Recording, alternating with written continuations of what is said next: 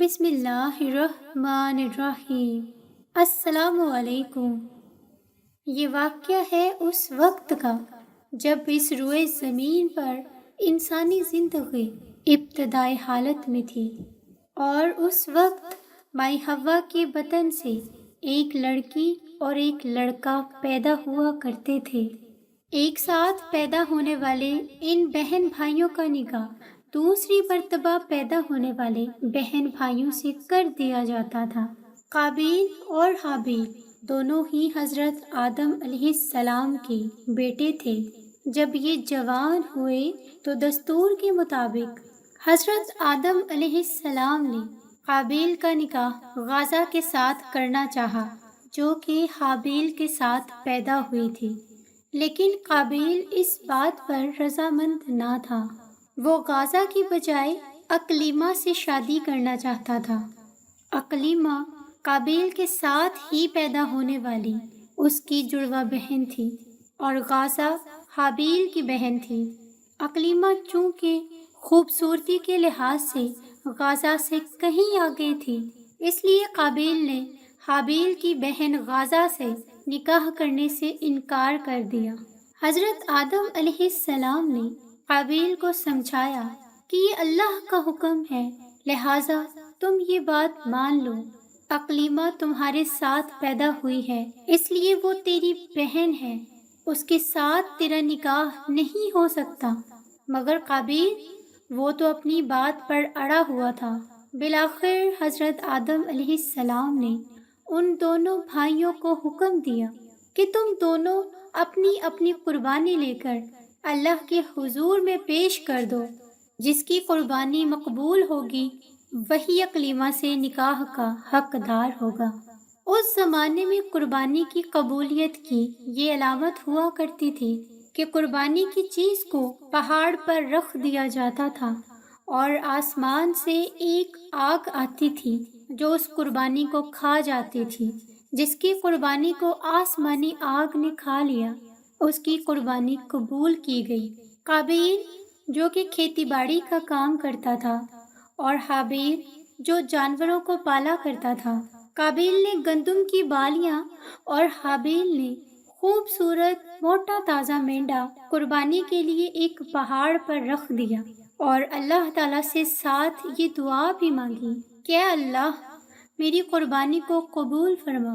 آسمان سے آگ آئی اور اس نے حابیل کی قربانی کو کھا لیا، اور قابیل کی قربانی قبول نہ ہو سکی، جس سے قابیل کے دل میں حابیل کے لیے حسد، غصہ، بغض پیدا ہو گیا، اور وہ حابیل سے کہنے لگا، میں تجھے مار ڈالوں گا کیونکہ تیری قربانی قبول ہو گئی۔ حابیل نے قابیل سے کہا، اللہ تعالیٰ پرہیزگاروں کی قربانی قبول کرتا ہے۔ اگر تو میرے قتل کے لیے مجھ پر ہاتھ اٹھائے گا، میں پھر بھی تجھ پر اپنا ہاتھ نہیں اٹھاؤں گا، کیونکہ میں اللہ سے ڈرتا ہوں۔ قربانی دے کر دونوں بھائی حضرت آدم علیہ السلام کے پاس آئے۔ آدم علیہ السلام نے فرمایا، اے قابیل، تیری بہن اکلیمہ اب حابیل پر حلال ہوئی اور تجھ پر حرام ہوئی۔ قابیل یہ سن کر مایوس ہو چکا تھا کہ اکلیمہ اس کی نکاح میں نہیں آ سکتی، اس لیے وہ حابیل کو مارنے کی تدبیر میں رہنے لگا۔ اسی دوران حضرت آدم علیہ السلام جب مکہ چلے گئے تو ایک دن قابیل نے دیکھا کہ حابیل سو رہا ہے، تو سوچنے لگا کہ اسے کس طرح سے ماروں، کیونکہ اس زمانے تک کسی نے کسی کو نہیں مارا تھا۔ جب شیطان نے دیکھا کہ اسے قتل کرنے کا طریقہ نہیں آتا، تو اس لعین نے ایک جانور پکڑا اور اس کا سر ایک پتھر پر رکھ کر دوسرا پتھر زور سے اس کے سر پر دے مارا، جس سے وہ جانور اسی وقت مر گیا۔ یہ ترکیب دیکھ کر قابیل نے اپنے بھائی حابیل کے ساتھ بھی یہی کیا، اور زمین پر سے ایک پتھر اٹھا کر حابیل کے سر پر دے مارا اور اپنے بے گناہ بھائی کو قتل کر دیا۔ حابیل کو قتل کر دینے کے بعد قابیل اس سوچ میں پڑ گیا کہ وہ اس لاش کو کیا کرے۔ یہ روئے زمین پر کسی انسان کا سب سے پہلا قتل تھا، کیونکہ اس سے پہلے کوئی آدمی مرا ہی نہیں تھا۔ اس لیے قابیل حیران اور پریشان تھا کہ بھائی کی لاش کا کیا کروں۔ چنانچہ وہ کئی روز تک بھائی کی لاش کو اپنی پیٹھ پر لاد کر لاتا پھرتا رہتا۔ اللہ تعالیٰ کو اپنے اس نیک بندے کی لاش کی کیوں بے حرمتی منظور نہ تھی؟ چنانچہ اللہ تعالیٰ نے اس جگہ پر 2 کوے بھیجے اور وہاں آ کر وہ کوے آپس میں لڑنے لگے اور ایک کوے نے دوسرے کو قتل کر ڈالا۔ پھر زندہ کوے نے اپنی چونچ اور پنجوں سے زمین میں گھڑا کھودا اور اس میں مرے ہوئے کوے کو ڈال کر مٹی سے دبا دیا۔ یہ واقعہ دیکھ کر قابیل اپنے اوپر ملامت کرنے لگا کہ کیا میں ان کووں سے بھی گیا گزرا ہوں کہ اتنا بھی نہ کر سکا؟ اور اس طرح قابیل کو معلوم ہوا کہ حابیل کی لاش کو زمین میں گھڑا کھود کر دفن کر دوں۔ چنانچہ اس نے ایک گھڑا کھودا اور اس میں اپنے بھائی حابیل کی لاش کو دفن کر دیا۔ جب حضرت آدم علیہ السلام مکہ سے واپس آئے اور حابیل کو نہ پایا، اس کو بہت تلاش کیا مگر وہ نہ ملا۔ لوگوں سے پوچھنے لگے۔ کسی نے جواب دیا کہ حابیل کچھ دنوں سے نامعلوم کہاں چلا گیا ہے۔ حضرت آدم علیہ السلام نے حابیل کے صدمے میں کھانا پینا اور یہاں تک کہ سونا سب کچھ چھوڑ دیا اور شب و روز حابیل کے غم میں رہنے لگے۔ ایک روز آپ نے خواب میں دیکھا کہ حابیل الغیاث الغیاث، اے پدر پکار رہا ہے۔ حضرت آدم علیہ السلام چونک کر اٹھے اور زاروں زار رونے لگے۔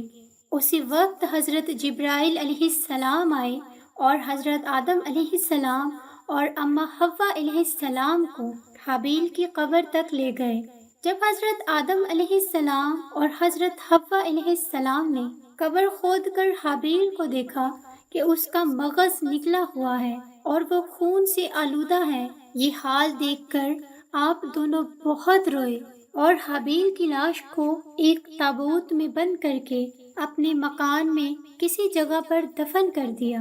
اس وقت آپ کے 120 بیٹے تھے، جن میں سے سوائے حابیل کے کوئی نہیں مرا تھا۔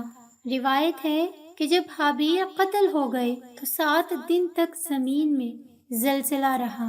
قابیل جو بہت خوبصورت تھا، بھائی کا خون بہاتے ہی اس کا چہرہ بالکل سیاہ اور بدصورت ہو گیا اور آدم علیہ السلام نے قابیل کو اپنے دربار سے نکال دیا اور وہ یمن کی سرزمین عدن میں چلا گیا۔ وہاں ابلیس اس کے پاس آ کر یہ کہنے لگا کہ حابیل کی قربانی کو آگ نے اس لیے قبول کر لیا کیونکہ وہ آگ کی پرستش کیا کرتا تھا، لہٰذا تم بھی آگ کی پوجا کیا کرو۔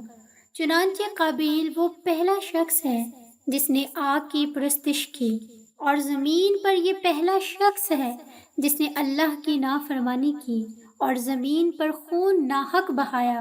یہ وہ پہلا مجرم ہے جو جہنم میں ڈالا جائے گا۔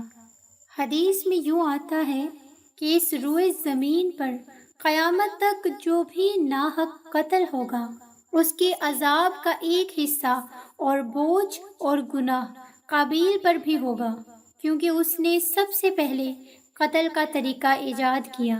قابیل کا انجام یہ ہوا کہ اس کے ایک لڑکے نے جو کہ اندھا تھا، اس کو پتھر مار کر قتل کر دیا، اور یہ بدبخت بیٹھا آگ کی پوجا کرتے ہوئے کفر و شرک کی حالت میں اپنے لڑکے کے ہاتھوں ہی اپنی جان سے ہاتھ دھو بیٹھا۔ کسی بے گناہ کو قتل کرنا، اس کا ناحق خون بہانا، یہ بہت بڑا جرم ہے۔ قابیل نے غصہ، حسد، کینہ اور بغض میں گرفتار ہو کر اپنے بھائی حابیل کو قتل کر دیا۔ اسے معلوم ہوا کہ حسد، غصہ اور بغض انسان کے لیے کتنی بری اور خطرناک چیز ہے۔ اللہ تعالیٰ قرآن میں ارشاد فرماتا ہے، جو شخص کسی کو بلا وجہ مار ڈالے جبکہ اس نے کسی کو قتل کیا تھا اور نہ ہی یہ زمین میں فساد پھیلاتا تھا، تو گویا اس نے تمام لوگوں کا قتل کر دیا۔ اور جو شخص کسی بے گناہ شخص کے قتل سے باز رہے، گویا اس نے تمام لوگوں کو زندگی دی۔ اللہ سے دعا ہے کہ وہ ہم سب کو غصہ، حسد، کینہ اور بغض جیسی قلبی بیماریوں سے اور تکبر سے بچائے اور ان سے ہماری حفاظت بھی فرمائے۔ آمین ثم آمین۔ جیسا کہ ناظرین آپ لوگوں نے دیکھا کہ کیسے شیطان نے ایک شخص کو پہلے اللہ کا نافرمان بنایا، پھر اسے قاتل بنایا، پھر اسے مشرک بنایا۔ ہر وقت اللہ سے دعا کرتے رہیں کہ وہ ہر حال میں ہمارا حامی و ناصر ہو اور ہمیں نیک رستے پر چلنے کی توفیق عطا فرمائے اور ہدایت سے ہمکنار کرے۔ اس کے ساتھ ہی مجھے دے اگلی ویڈیو تک کے لیے اجازت۔ دعاؤں میں یاد رکھیے گا۔ فی امان اللہ۔